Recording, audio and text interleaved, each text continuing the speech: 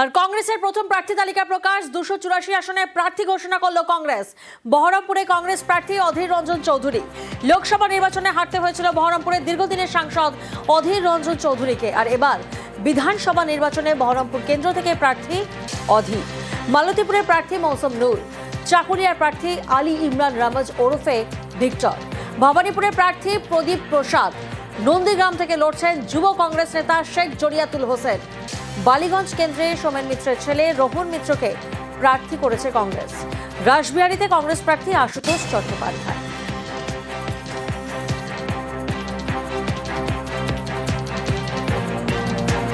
আমি তো কংগ্রেসের একজন সৈনিক।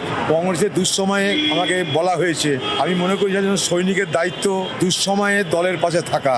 তাই আমি কোনো দিক চিন্তা না করে দলের পাশে থাকতে এবং বহরমপুরের মানুষের স্বার্থে, মুর্শিদাবাদের মানুষের স্বার্থে আমি মুর্শিদাবাদ এবং সেই সঙ্গে সঙ্গে বিশেষ করে বহরমপুরের আওয়াজ হতে চাই। সেই জন্যই আমি নির্বাচনে অংশগ্রহণ করছি। ফের বিধানসভা ভোটের লড়াইয়ে অধীর চৌধুরী। দীর্ঘ 30 বছর পরে 1996 সালের পর 2026 পার্টি বলছে ভোটে দাঁড়াতে। আর আমি তো বহরমপুরের এমপি ছিলাম, মানে আমি তো বাইরের কেউ ছিলাম না। হ্যাঁ, অস্বস্তি একটা লাগবে। এতদিন একটা হয়ে এমপি ভোট করেছি, হঠাৎ করে এমএলএ ভোট করতে আমি পার্টি না। পার্টি যেখানে বলবো সেখানে আমাকে যেতে হবে।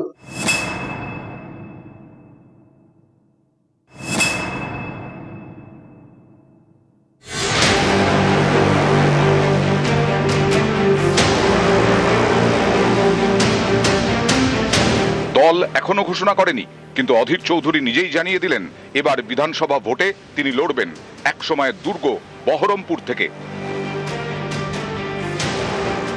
পার্টি বলছে ভোটে দাঁড়াতে। আর আমি তো বহরমপুরের এমপি ছিলাম, মানে আমি তো বাইরের কেউ ছিলাম না। হ্যাঁ, অস্বস্তি একটা লাগবে। এতদিন একটা হয়ে এমপি ভোট করেছি, হঠাৎ করে এমএলএ ভোট করতে আমি পার্টি না। পার্টি যেখানে বলবো সেখানে আমাকে যেতে হবে। যদি সাধারণ মানুষ আমাকে চাই, আমি নিজেকে ভাগ্যবান বলে মনে করবো, কারণ এটা এত বড় স্বীকৃতি তো হয় না। এটা একটা, আমি মনে করি একটা রাজনৈতিক জীবনে এটা আমার কাছে একটা নোবেল পুরস্কার পাওয়ার মতন ব্যাপার।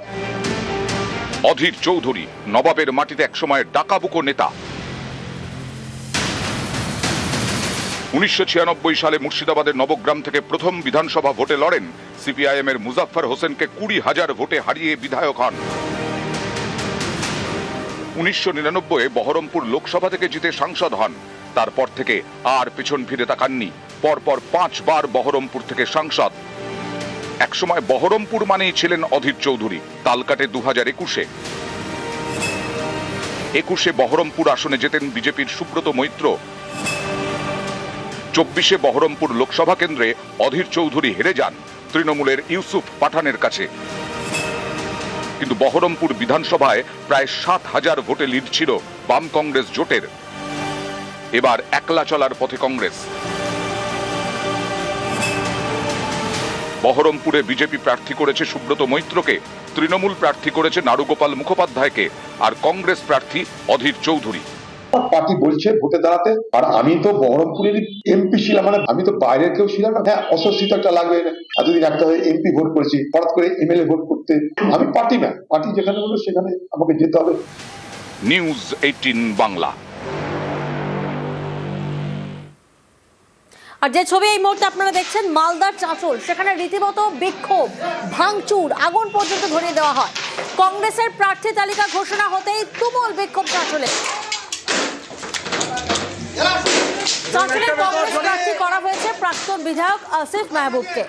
আর এই প্রার্থী বদলের দাবিতে দলীয় অফিস ভাঙচুর করা হয়।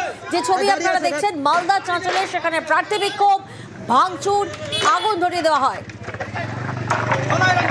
সেবক প্রতিনিধি আমাদের সঙ্গে রয়েছেন। সেবক, কংগ্রেসের কর্মী সমর্থকদের কি বক্তব্য? দেখো, মালদার যে চাঁচল বিধানসভা, এখানে প্রার্থী নিয়ে বেশ কিছুদিন ধরে টানাপোড়েন চলছিল। কারণ ব্লক নেতৃত্বের একাংশের দাবি ছিল যে সেখানকার কংগ্রেসের নেতা আরজাউল হক, যিনি জনি নামে পরিচিত, তাকে প্রার্থী করা হোক। এর আগেও আমরা দেখেছি যে কংগ্রেস ব্লক কার্যালয়ে বিভিন্ন অঞ্চলের নেতৃত্ব তারা বসে বৈঠক করেন এবং তারা একটা সিদ্ধান্ত নিয়েছিলেন যে আরজাউল হককেই প্রার্থী করতে হবে। কিন্তু ওই বিধানসভায় কংগ্রেস টিকিট দিয়েছে প্রাক্তন বিধায়ক আসিফ মেহবুবকে। কিন্তু কংগ্রেসেরই নেতাকর্মীদের বক্তব্য, আসিফ মেহবুব 2021 সালে বিধানসভা, 2016-তে তিনি বিধায়ক ছিলেন। 21-এ পরাজিত হওয়ার পর তিনি আর যোগাযোগ রাখেননি, ফলে তাকে মানা হবে না। এই অবস্থায় ধন্যবাদ সেবক। যতক্ষণ না আঞ্জারুল হক জনিকে আবার পুনরায় ঘোষণা করছে জেলা প্রেসিডেন্ট, ততক্ষণ আমরা এই আন্দোলন চলবে। এটার কারণ হচ্ছে আমরা যেটু বাইরে শুনতে পাচ্ছি, ওরা তৃণমূলের সঙ্গে সেটিং হয়েছে। ঈশা খান কত কোটি টাকা খেয়েছে আমাদের জানা না, তার সঙ্গে শোনা যাচ্ছে যে আর কি শুভঙ্করও টাকা খেয়েছে। টাকার বিনিময়ে কি প্রার্থী পদ বিক্রি করা হলো? একদম দায়িত্ব নিয়ে বলতে পারি। আমরা আসিফকে মানছি না, প্রদেশের বিধানসভা আমাদের আঞ্জারুল হক জনিকেই আমরা চাই, মেনে নেবো আমরা। এর আগে বহুবার আমাদের জানানো হয়েছে, সেটা প্রদেশ কংগ্রেসের কানে গেছে, রাজ্য কংগ্রেসের কানে গেছে, কিন্তু ওরা কোনোদিনও নিতে পারেনি। আমাদের এটা জানতে পারছে না ওরা। আমাদের এখন একটাই দাবি, আঞ্জারুল হক জনিকে চাই, নাহলে আমরা রাস্তা থেকে উঠবো না।